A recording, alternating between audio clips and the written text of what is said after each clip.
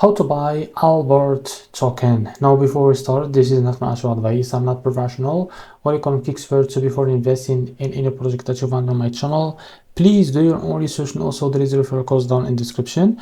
You can get free money rewards on crypto with the best referral code. Simply use goes below, fund your account, enjoy the benefits, check them out in the description. Now, before going on by this token, make sure that you get the REFERRAL account and keep following the updates about this token. As you can see, this token is available on the screener. It created 7 hours ago and increased by 200% in less than 4 hours. As you can see, this token trending #1 in the avalanche section. Now, to be able to buy this token is easy and simple. Click here to copy the token address and open your Bitget wallet. For that, go to your wallet and select the avalanche network, as you can see here.